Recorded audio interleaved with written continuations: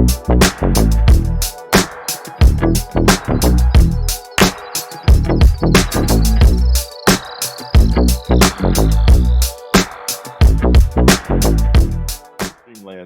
a number of times before, and you all will know him immediately as soon as you see him because he is frequently on Ancient Aliens. Welcome back to the show, Nick Pope.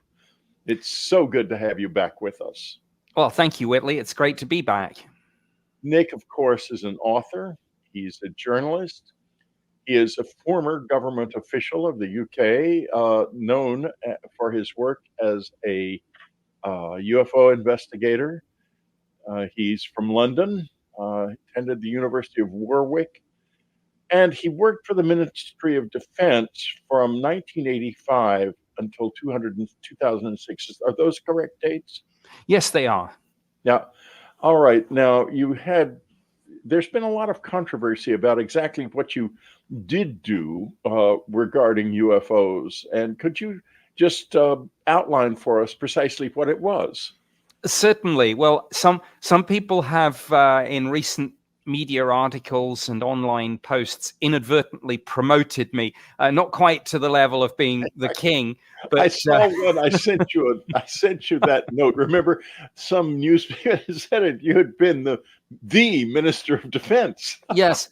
I think this happens a lot because particularly when there are foreign language articles, what happens is that Nick Pope, who worked for the Ministry of Defense, sometimes gets mistranslated as Nick Pope, the Minister of Defense. And then when those articles then get translated back into English, the mistake kind of sticks and gets amplified. And it's very hard then to keep track of this and try and correct it because once the genie is out of the bottle, it runs away. So right. I've been erroneously referred to as the minister, the Secretary of State for Defense, effectively, right. SecDef equivalent.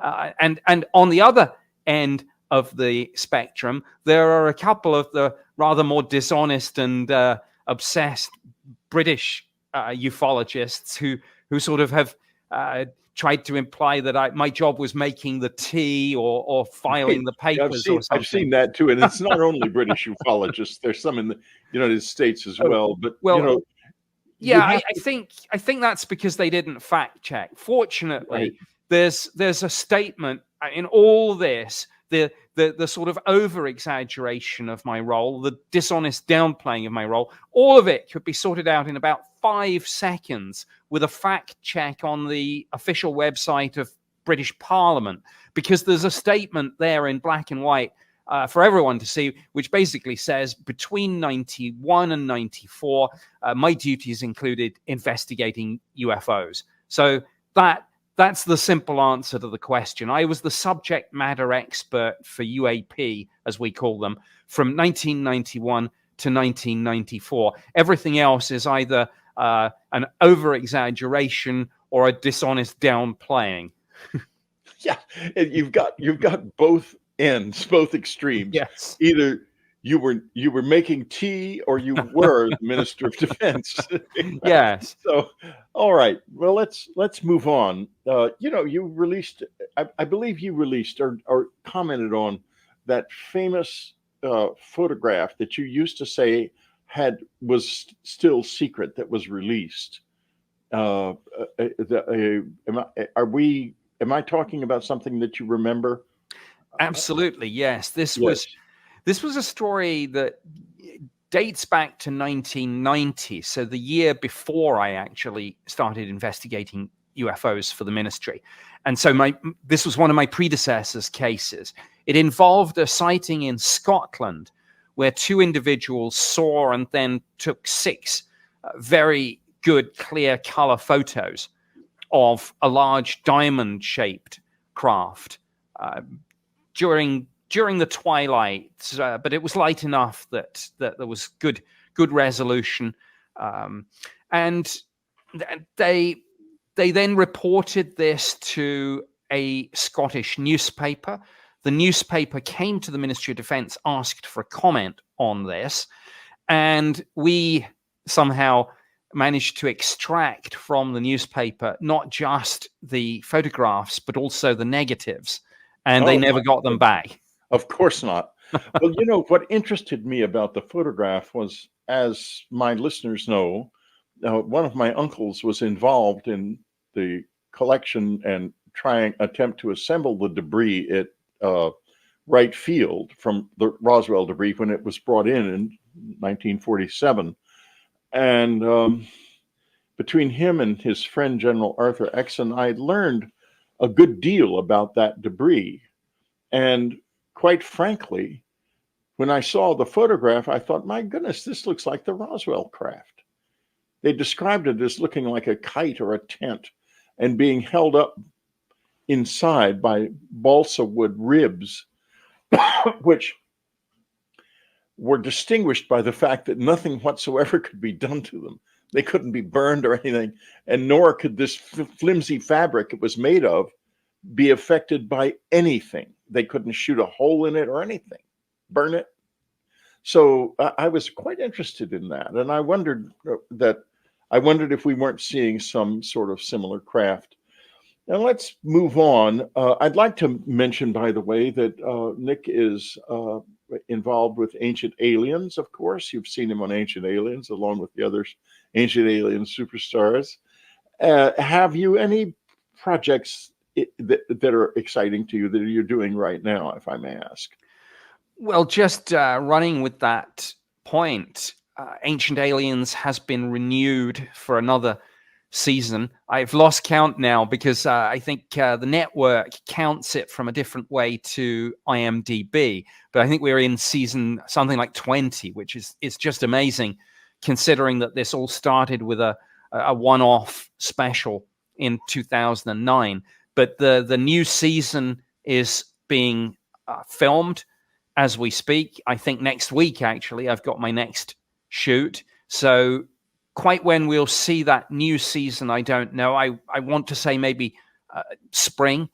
So watch that. And something else, which is great fun, is I also moderate Ancient Aliens Live, which is a stage show, a 90-minute live stage show based on the TV series.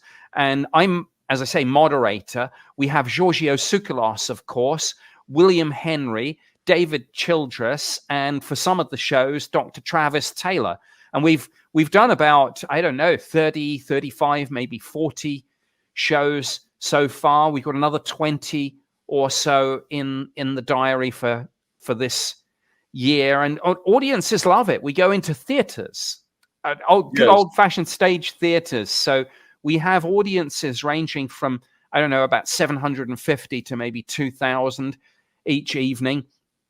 And we cover obviously all the classics. So we talk about the pyramids and Stonehenge and Pumapunku and a lot of ancient sites and mysteries. But we also bring it up to date by talking about some of the more modern UAP issues. So people love it. It's great fun. Well, I'm glad to hear that. And Free Dreamlanders, you're going to be equally glad to hear that we're taking a little break right now. We'll be right back. There's a new world coming if we can take it. What does that mean? The first part of the message is if we can take it for ourselves on our own terms. The second part of the message is, can we bear the newness and the huge expansion of human consciousness that is going to be involved? Can we take it? A new world. It doesn't mince words. It tells the good, the bad, and the ugly like it is. And it leaves a message behind. Can you do this? Do you want to? Do we have an alternative? Right now, at this point in history, mankind is either going to get a lot bigger or not. I choose to go forward. I choose to live for and in the future. I choose the future. A new world. We can take it. Available in hardcover, softcover, audiobook, and Kindle. This is a brief excerpt from an interview with two contactees who had an 11-day close encounter experience and are now willing to speak about it, really for the first time. To hear their whole interview and many others, subscribe to unknowncountry.com. Here's the excerpt. Did you see the man's face?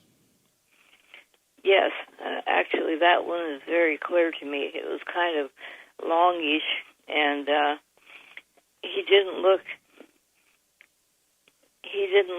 completely human, but because he had very, very thin hair, almost non-existent, but he was young.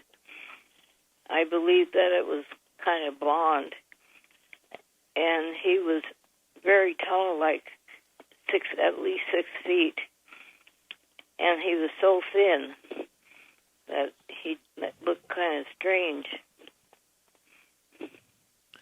And what happened then? Well, he wanted me to go with him, or to stay with him.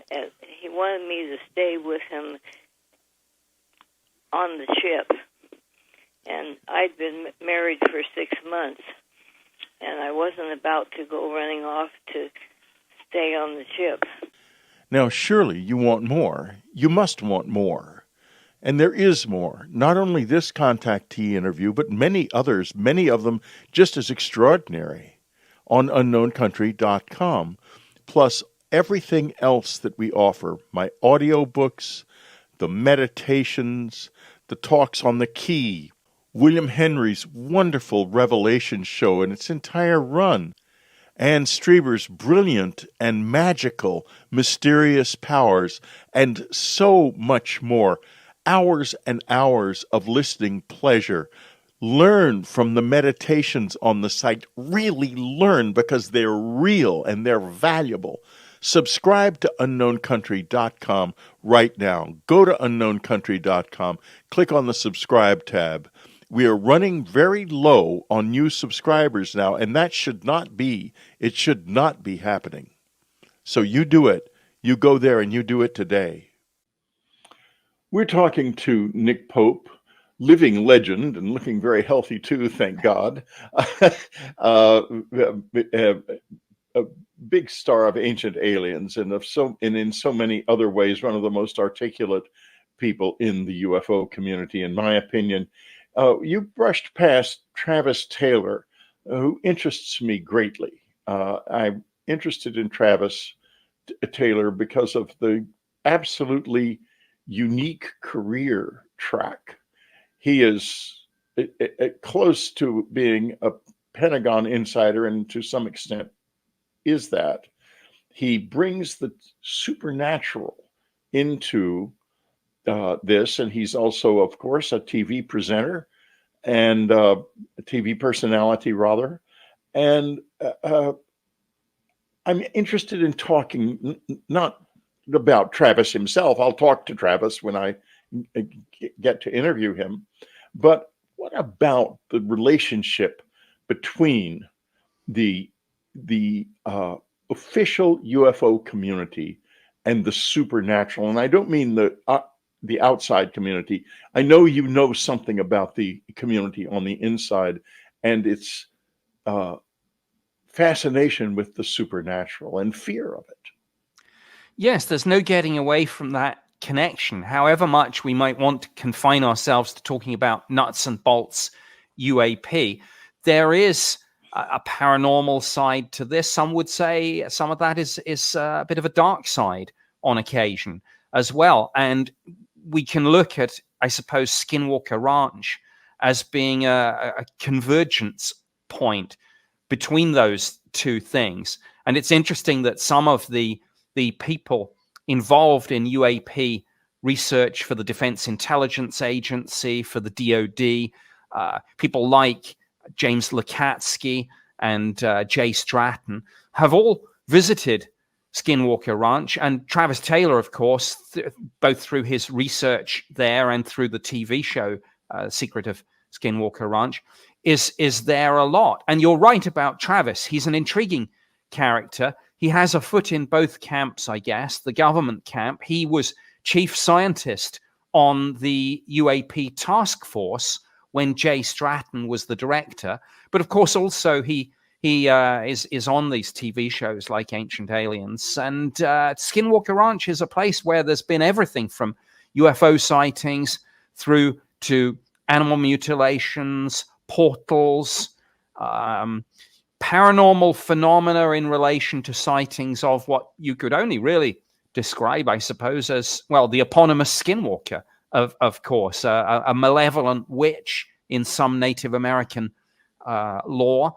And the story goes on, and the work goes on, of course. So much really heavy scientific research and investigation being done at Skinwalker Ranch right now. I mean, when I last spoke to Travis, I think literally he was at the ranch running experiments.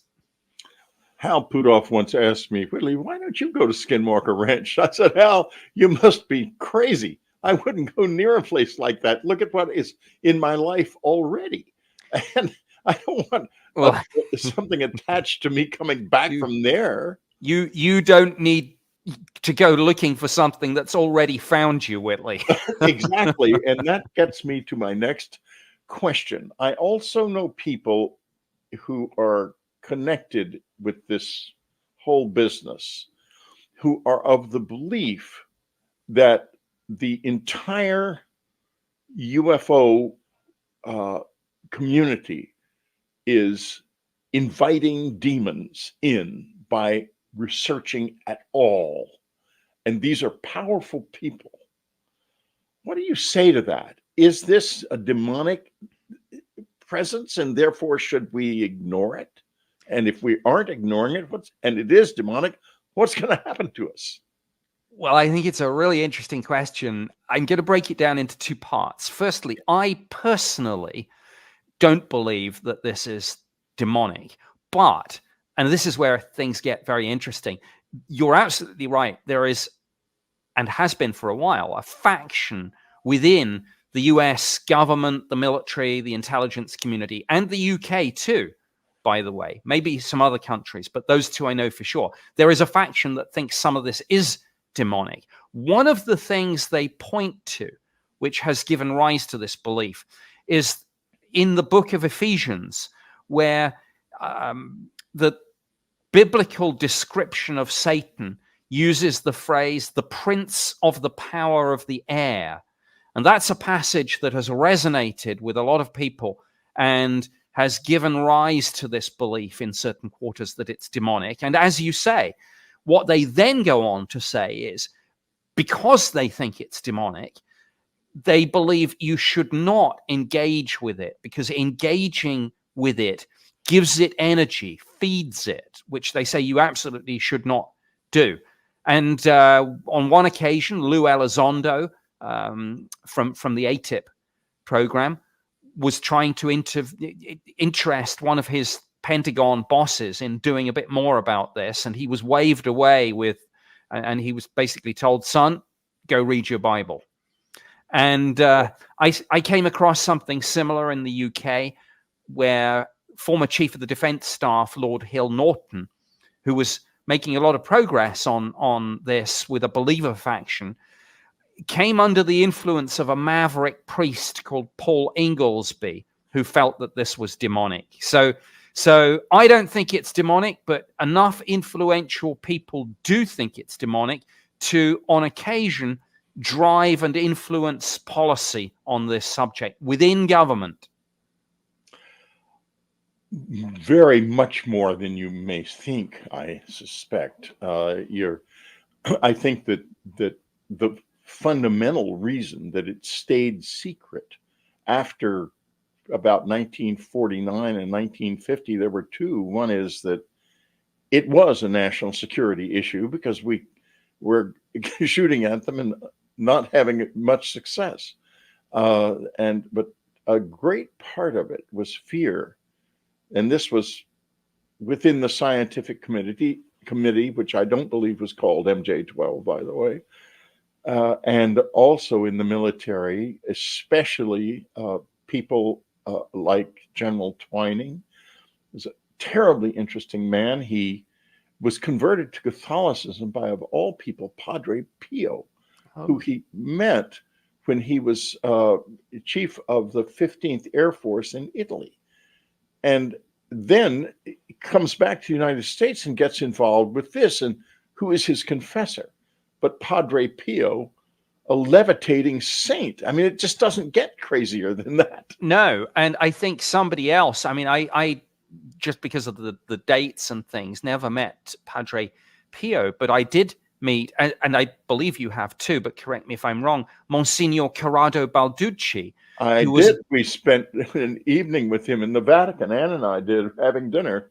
Right. Fascinating character. And again, just indicative of those interesting linkages between this subject and religion and the Catholic Church in particular, but other denominations too. Monsignor Balducci was the exorcist for the Archdiocese of Rome and offered to perform an exorcism on me and my wife at his apartment in the Vatican while we were right after dinner.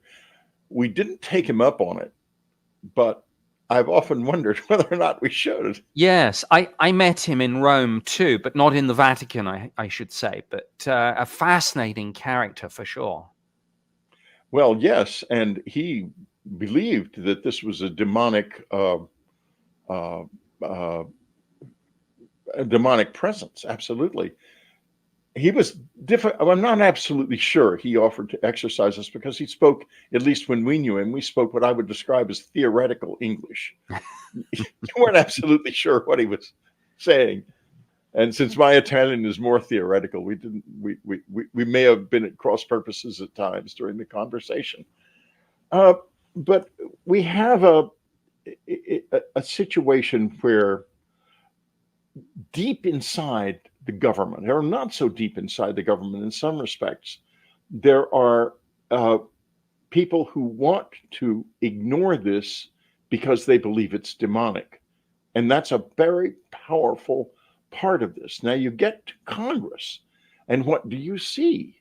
You see members of the far right community and the Christian right, in fact, urging more disclosure. How do we reconcile those two things? Have the Congress people not gotten the right whispers, or what's going on, do you think? I think it relates to the subtle differences in people's interpretation of the Bible, but also of the concept of demons. I mean, depending on which translation you read, of course, some would say the word demons never appears in the Bible at all, which I think for many of the versions is true, but arguably phrases like unclean spirits is essentially talking about the same thing. And the difference between, say, unclean spirits inhabiting a herd of pigs that then get driven off a cliff and, say, demonic possession is a fine line of theology. But I think there are several different things that go into the mix. Arguably, there's a group of people who are so invested in the idea that the second coming can only happen after Armageddon. Therefore, they think maybe Armageddon is a good thing and want to nudge us along. I don't agree with that, I should hasten to add. But there are people who believe it, and such beliefs were parodied, for example, in the 80s comedy show Whoops Apocalypse. But it wouldn't be funny. Yeah, it wouldn't be funny. And remember the character of the deacon, but the joke wouldn't work if people didn't know full well, that have looked into it, that there are people out there like that and who do believe that you need Armageddon before the second coming can happen. So therefore they would welcome it. So that's one thing. But the other thing I would say, and this gives me hope, is that in these politically divided times, when you look at, for example, the most recent House Oversight Committee briefing and the various congressional representatives who spoke to the media afterwards, it is actually a mix of Republicans and Democrats. Yes. And I hope that continues. I hope it continues to be bipartisan. If it doesn't continue to be bipartisan, it will fail. And there are people inside the government who really want it to fail on many different levels. And we know, I can't say we know. I wish I could, because I do know. Let me put it another way. David Grush has said frankly that there are biological materials. Bodies. Biologics. Biologics, as he calls them, right? It sounds like some sort of very concerning sort of medication that you might have to drink, but not want to very much. But in any case, he means physical bodies and so forth. Now, I can well understand a desire to keep the materials secret, especially if we have no idea how the propulsion system works, although it's an open secret that we do know something about how how to create an independent gravity field. Something, not a lot, but we can do it to a degree. But we don't know how these things are propelled at all. Now, but why are the bodies kept secret, do you suppose? Yeah, that's a tricky one. One possible answer is that, and I hate to say this because it's very dark side, but that the idea that somebody with bad intentions might be able to construct a bioweapon out of it in some way, even though it's dead. If it's dead, who knows? And but that's one possibility. And I agree with you, by the way, on propulsion systems. I think we've got a good theoretical idea of how it works. I'm not entirely convinced we've been able to successfully replicate any of that. I mean, the fact that some of the paperwork from ATIP shows that they were grappling with scientific papers, theoretical physics about anti-gravity, suggests to me they haven't yet figured it all out. But that's perhaps another subject. But back to the biologics, yeah, the possibility that somebody could construct a bioweapon is one possibility, but also just linking it back to what we were discussing about the link between the paranormal. David Grush has been very careful, as you know, to, I think, avoid the word extraterrestrial. And most times he veers towards the phrase non-human intelligence. And he's occasionally hinted at something interdimensional. And going back to the House Oversight Committee, Representative Luna has talked about this and has said it concerns her. What if, I mean, I'm just speculating here, but what if there is some other aspect to these biologics that crosses over from the physical into another realm, the metaphysical, other dimensions, whatever you might want to call it. Those are just labels, of course, but somewhere else. That has to be the most interesting answer to that question I've ever heard. Thank you. I'm telling you that from a place of knowledge that let me just put it this way. I think you might be right. And I think that would explain why these biologics are kept in they're more deeply hidden than the materials, I would think. What might it be, though, say it is a parallel universe? Can you suggest any reasons why we might not want to be in touch with it, in contact with it? Well, I'm not a scientist, but I do have a sort of layperson's understanding, for example, of what happens when antimatter comes in contact with matter. I mean, it's essentially annihilation and the production of large amounts of energy. So that's why some JPL theoretical physicists have talked about the possibility of a matter-antimatter annihilation propulsion system. But I think on your specific question, I think just the fact that we wouldn't really have any way of controlling any of this. The old joke, what do you, if you manufacture the antimatter, what do you keep it in? Yeah, exactly. So, You but I can't think use it in anything. I think the answer to your question is that theoretical physicists who've even looked at this would be very, very reluctant to in any way sort of bring about a situation where something from another dimension, a parallel universe, call it what you want, sort of bled into ours, because there might be this sort of annihilation of matter, antimatter type analogy. There might also be a blending of the laws of physics, and that might be interesting, but it might not be very good for things like matter holding together.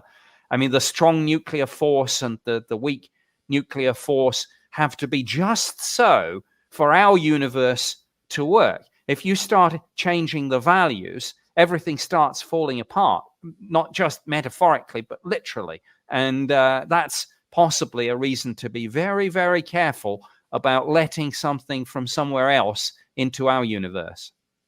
Yeah, when I first began to know about this many years ago, I wrote a short story called Falling Apart about everyone suddenly mysteriously just falling apart because it was so terrifying. But the story is very scary and no one wants to read it, so I just leave it in a drawer. It might be out there on the internet somewhere, I don't know. In any case, there was a scientist engaged with this in the early days called John von Neumann, a physicist in his time known as called by the press the smartest man in the world. And I understood that he had theorized that if this ever got out into the public and became part of our assumed reality, that it would take over the way the world appears, and we would in effect be plunged into a state of permanent and irreducible confusion, just sort of like what you were saying.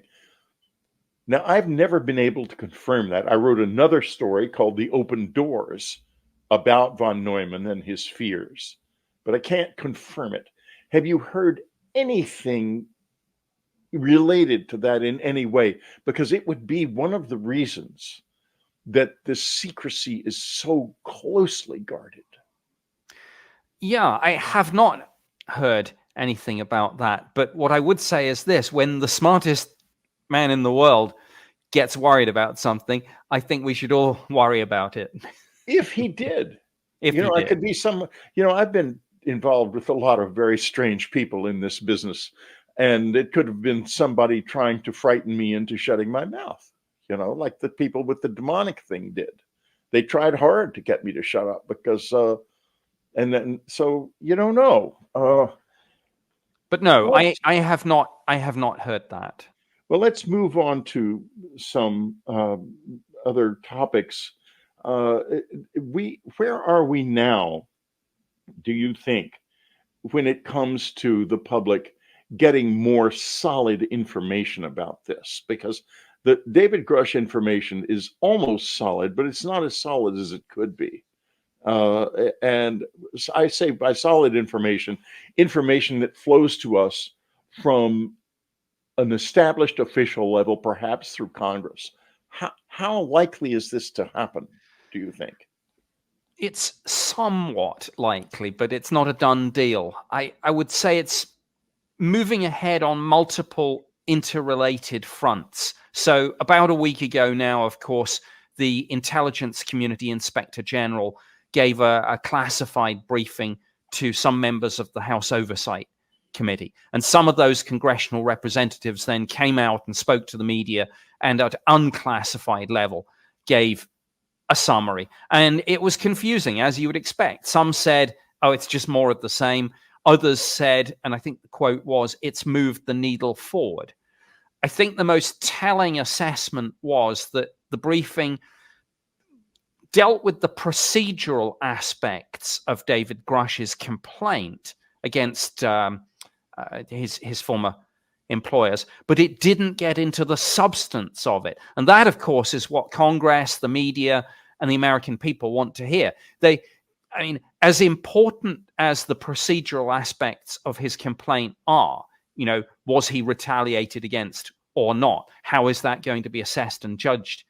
What people really want to know is, come on, he's talked about ships and bodies. Is any of that true? And Congress is trying to get some answers on that from the Department of Defense and from the intelligence community. But obviously, because of the levels of classification, it's a very slow and frustrating business. But it is moving forward, I am told. And also, of course, all the things that are congressionally mandated by the last defense bill are still going ahead. So, for example, fairly soon we'll have the first volume of the historical records review that DOD and specifically Arrow were mandated to do under the National Defense Authorization Act for fiscal year 2023. So that's coming soon. So there's going to be more hearings in Congress, both public hearings and classified briefings. There are going to be more reports from the DOD and ODNI. And always, of course, as I always say, the thing to really watch are the things that will come suddenly and unexpectedly from left field, probably the next of which will be more whistleblowers. Interestingly enough, it could be more whistleblowers, or it could be the beings themselves beginning to emerge in some way. There was that strange event that took place in Florida that the police swear up and down was just a police action because they thought that kids throwing around firecrackers in a shopping mall was a gunfight. And I think that's probably true. But at the same time, I'm sure you've heard the same fear expressed by various people that this could come about unexpectedly, that they could suddenly appear in ways that we can't deny. I'm not saying any of these individual incidents are real, but you mentioned the Miami one. There was also, of course, the one in South America with the 10-foot tall beings. Then there was the one in Las Vegas. And then, of course, there's Tiffany Gomez on the plane saying, I'm telling you right now, this, and I'm not going to use the word, but is not real. So I don't know if any of those cases individually stand up as extraterrestrial or paranormal, but let's just suppose something like that suddenly manifests itself. The point at which you can no longer keep something a secret is the point where you don't bother trying. And maybe we are reaching that tipping point when either the government or the phenomenon itself says, okay, we can't really hide anymore. They've got all these space tracking radars and James Webb. The secret will be out soon enough. So, well, we might as well not bother trying to tiptoe around anymore. Here we are. But of course, if something becomes publicly visible that can't be denied, and right now there are suggestions, but nothing concrete, and all of those suggestions could be nothing more than a hallucination or a mirage or simply camera defects. But if something were to become absolutely concrete in the public that was generated not in any way by us, but by them, a UFO landing. I've had, as you know, I'm an experiencer, and I have a certain amount of communication with them. God help me if they are demons. In any case, I've thought to myself, the greatest joke in history would be if they did land on the White House lawn. What if something like that happens? Yes. Why? And why wouldn't it? In one sense, yes, it does make a degree of sense that they would do that. Not least because playing to the meme might be something that would appeal to the cosmic joker aspect of all this, which is most certainly part of the phenomenon. So, Oh, it certainly is. so God I knows. couldn't rule it out for sure. Free Dreamlanders, I've discovered that we haven't taken a break in a very long time. This is a wonderful, fun conversation with Nick, as is always the case. But I've remembered, unfortunately for you, so we're taking a break now. Have you ever read Communion? Or have you never read Communion? It's out in a new edition, very powerful, a subtly new cover that reflects the fact that the visitors are now looking back at us, because they truly are. You can get it from the unknowncountry.com store as a Kindle, as a beautiful, sumptuous paperback, or as an unabridged audiobook read by me. It's the first time in the whole life of Communion that it has been read in full in audio format, and believe you me, I felt that reading. I put my life, my memories into it, and I trust you can hear it in the voice. I sure felt it while I was reading. So get Communion, listen to it, read it. Communion is of central importance to all of our lives. This is Whitley Strieber. Listen to me now from June of 2010 talking to Alan Lammers about an incredible thing that happened to him on the island of Sulawesi in Indonesia. Here you are in South Sulawesi, in the little town in the district of Sandu Batu. What happened? You were told something rather strange. Well, we were told before we went, like my friends that I worked with with the NGO, they told me that when you pack, because it kind of happened by accident, I went out to buy a raincoat. It rains quite a bit in this part of the world. And so I went out and I bought a yellow raincoat. And my friend said, I'm sorry, you can't take that to Walla Walla. And I said, well, why not? And he says, well, you can't wear that color. So anyways, excuse me. So I thought, okay, well, what colors can I wear? They said, well, you can only wear black or white. You cannot wear any bright colors, no bright green, especially no yellow. And, that's all you should bring. And I said, well, what would happen? And they said, well, people disappear. You will find the rest of that story, and it is brain-bending, in the June 5th edition of Dreamland, June 5, 2010 edition of Dreamland in the unknowncountry.com archive. This archive is one of the richest of its kind in the world, probably is the richest of its kind in the world, filled with extraordinary shows, of which this show is certainly one, this show with Alan Lammers. You will never have heard anything like it. It does what Dreamland is here to do. It opens your mind to the fact that we live inside a hidden reality that we prefer not to acknowledge, but not here.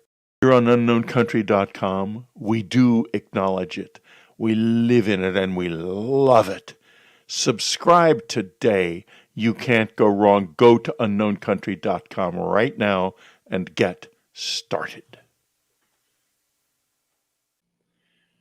We're talking to Nick Pope. Nick, what are you most excited about that you're doing right now? We talked a little bit about Ancient Aliens and the stage show, which sounds like marvelous fun. I will certainly go if you ever come to Los Angeles, which I'm sure you will. Or I hope so. I think we've got the dates are listed on the website, which is, I think, ancientalienslive.tour.com.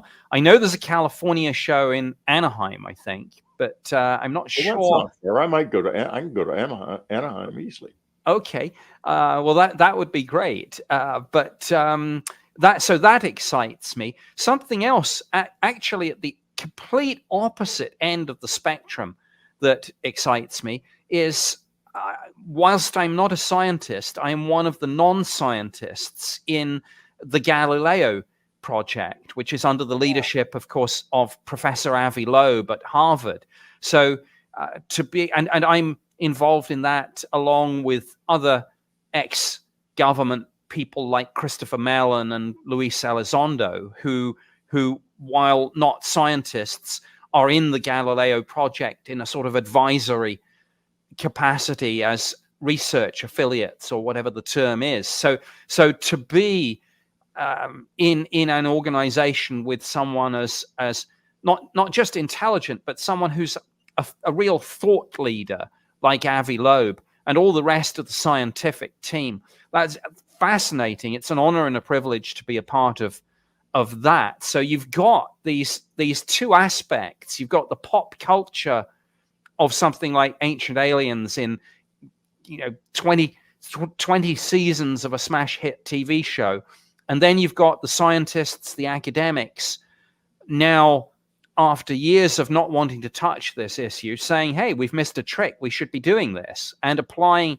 the scientific method to it. Long overdue. So that excites me as well. Also, I'm excited. I mentioned earlier briefly James Webb Space Telescope. I'm sure you've heard the very strong rumors in the astrophysics community that a biosignature has been detected, that a scientific paper is being or has already been peer reviewed and written up, and that publication is going to be almost certainly this year, and they might bring it forward because, of course, scientists are terrible gossips, and news of this is leaking out as we speak. But I mean, the idea of not just maybe a chemical signature, but a biosignature, and perhaps even a techno signature, something that would take us, because you can always have a debate about the chemical causes of this, and you can say, well, is it life or is it just chemistry? And there are, for example, chemical causes of methane in the atmosphere, for example. But imagine if it really is a techno signature. So I don't know what they've found. You can read between the lines and maybe join a few dots and speculate, but I hope it is what some people think it is. Well, I hope so too. I've heard those rumors as well, and I haven't followed them up yet. But and I've heard that there. Well, I'll be frank. I can be more open about it. I've heard there is a techno signature, and I haven't been able to find out exactly what it is, but I suspect that it might be the presence of certain types of air pollution that indicate the presence of technology. And it occurred to me that, oh my God, we're not alone in that respect either. So yes, you have to see what they say. The other question, though, is the degree to which this is all from here. And there is, I know, a great deal of controversy inside the government and the defense community about where these beings actually are from. And we've talked about another parallel universe, et cetera, and so forth.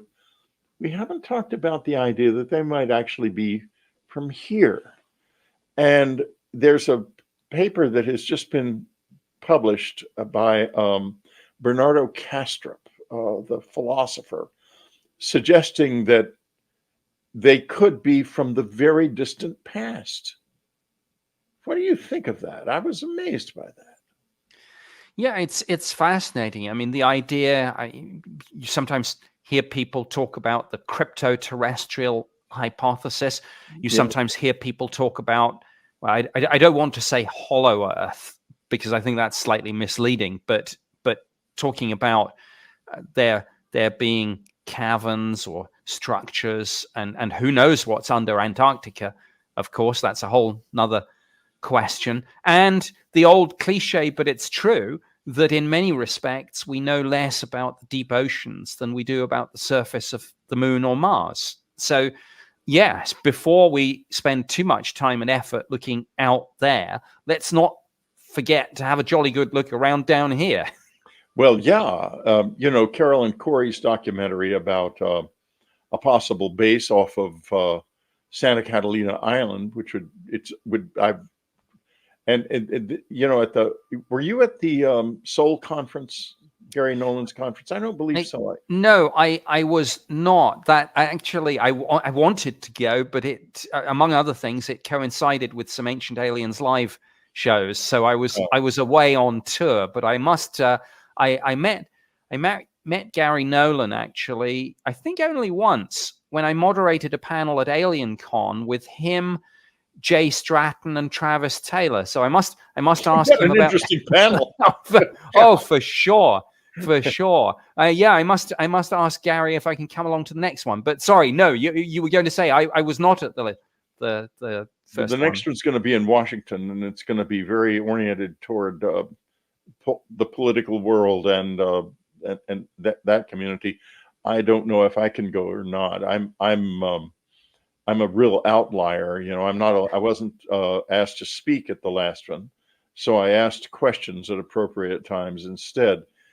And they're having trouble handling the whole idea of the close encounter people and the close encounter community. And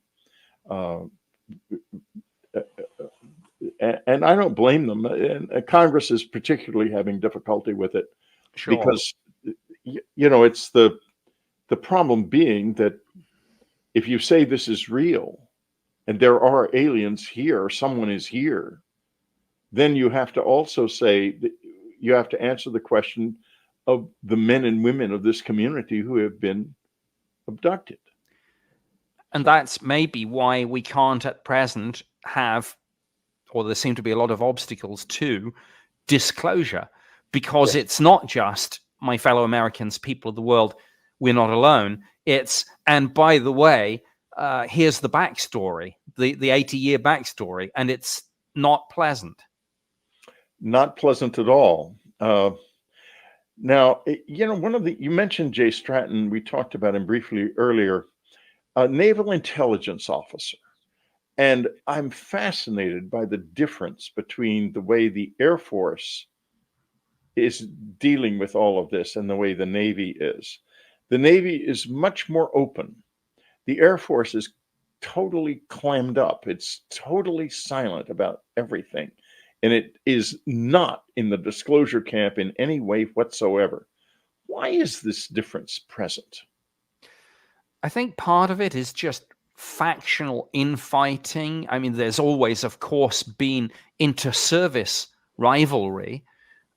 That's pretty universal. But also, even within the individual services, there are factions. There are believer factions. There are skeptic factions. Within the believer faction, there's people that think it's extraterrestrial. There are people who think it's demonic. There are people who think it's interdimensional.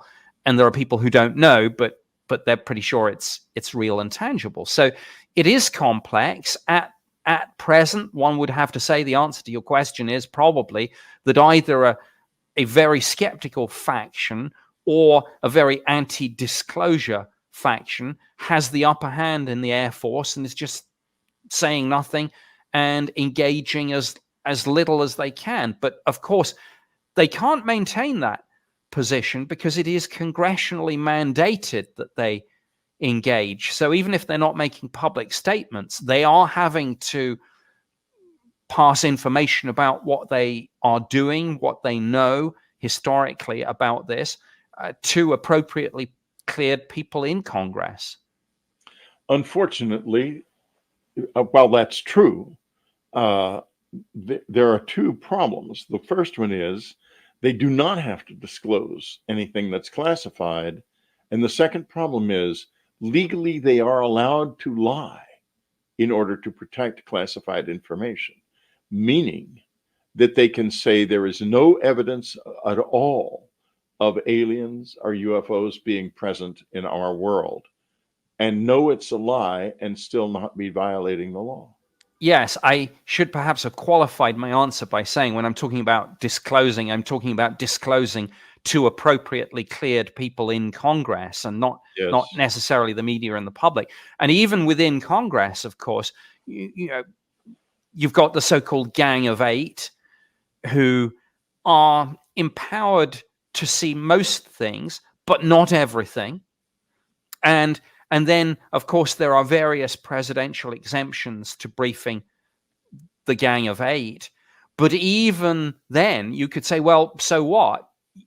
There are some programs which just may be completely illegal and off the books. And history, I mean, you don't have to be a conspiracy theorist to believe that. History shows us that such illegal and off the books programs exist. Look at, I don't want to get into this, but look at the so-called Enterprise. Some of the people involved on the fringes of some of the Iran-Contra business, Kleins and Shackley and von Marbod, and their whole, they even called it the Enterprise.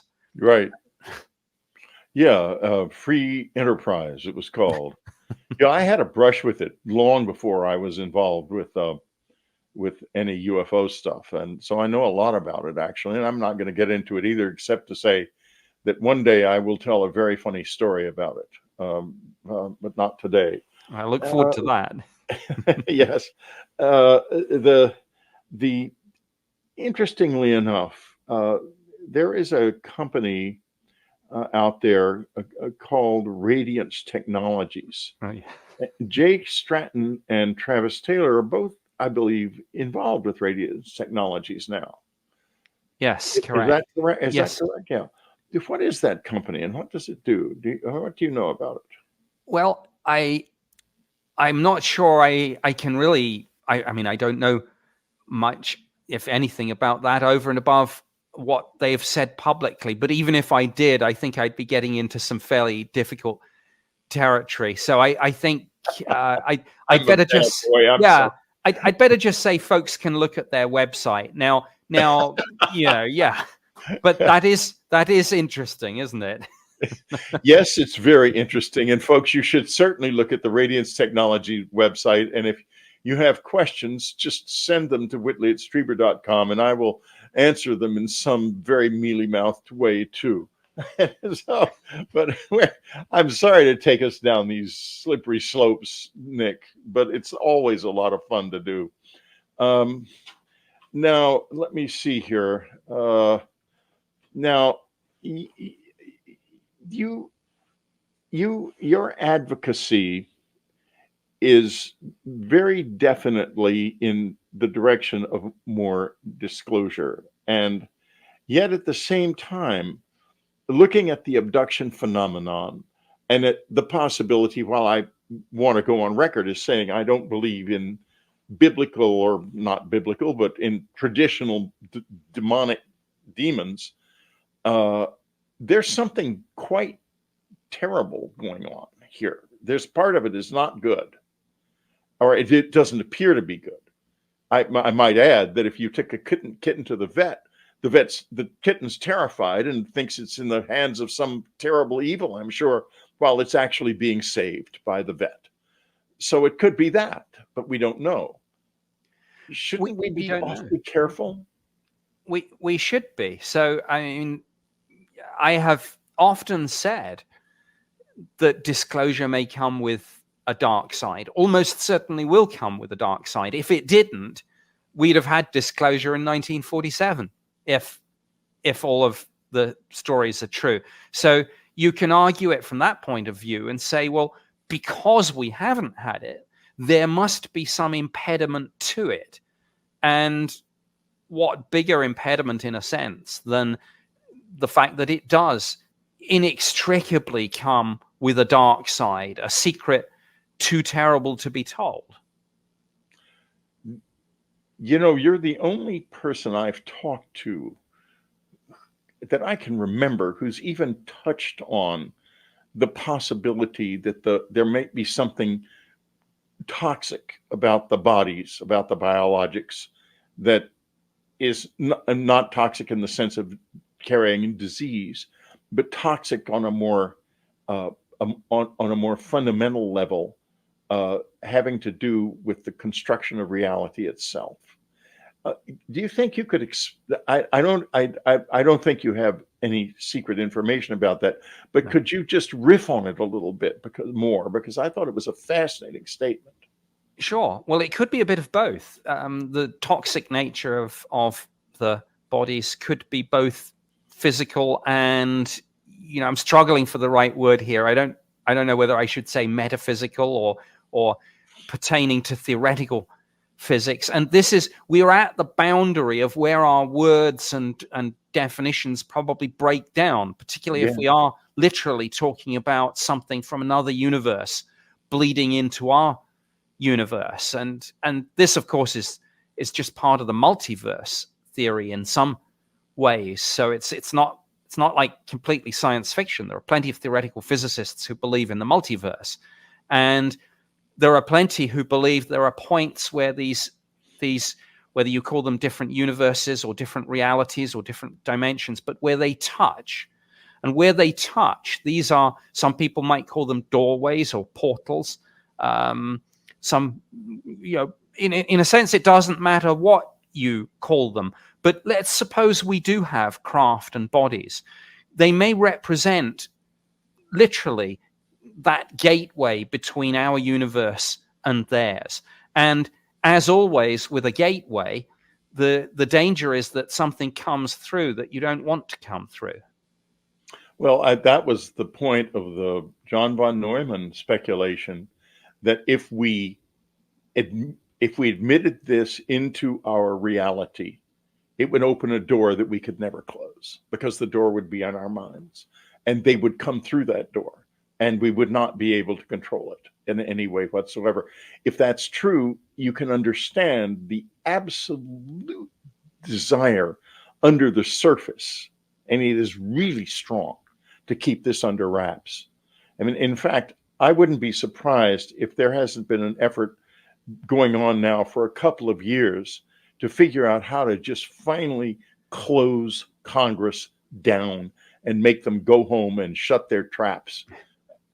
I think that could very well be in the offing, because they might tell them something that, in effect, give them a warning they can't ignore. Yeah, the best way to shut them down would be an intelligence operation that is essentially a sting operation. Put someone out there as a whistleblower, or put out a film or a photograph that Congress then hang their hat on, and then it all implodes and they look foolish and they won't touch it again. Well, I thought that David Grush was that. That's exactly what I thought when I first heard him appear. I thought, oh my God, they're going to close the door because this guy is going to be revealed as a fraud. And but at the present time, I don't think that's true. No, I've heard from at least 3 former intelligence community people who knew him when he was in post that he is the real deal. So I don't think David Grush is that sting operation, but something like that situation. That's why it's never a smart thing to bet the farm on anything. And I think the UFO community bet the farm on those 3 US Navy videos. I think people are betting the farm on David Grush. That might be a smart bet. I mean, it might turn out to be a correct bet, but it's never a smart bet to bet the farm on anything.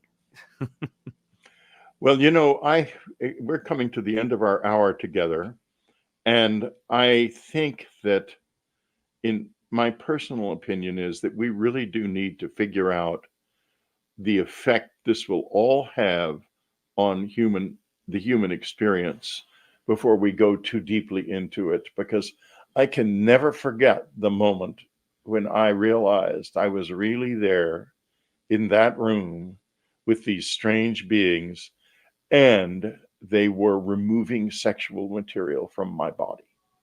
And I know many, many people who have had that experience. And until we understand what that is very clearly and how to control it if we can, I'm not in favor of full disclosure. I don't think we're ready. Well, this is why people like David Grush talk about ontological shock. And when asked how people would feel if they knew what he knew about all this, Lou Elizondo answered with the word somber. Yes. And Lou Elizondo, by the way, will not interview with me. And I don't press that because I'm not sure I even want to talk about this with Lou Elizondo. I really don't. And I think, we've come to the end of our time together, and this has been an extraordinary interview. Nick Pope, at his, in my opinion, absolute best, being pushed to the edge, and pushed to the edge, what happens? He becomes more articulate than ever. It was marvelous, Nick. Thank you for being with us. Well, thank you. I always enjoy the intellectual cut and thrust of our discussions, and they take us to some truly interesting and sometimes unexpected places. Yeah, that's true. There's nobody else out there who's going to ask you the kind of questions I will. That's for sure. Well, more power to you, and folks, if Nick comes any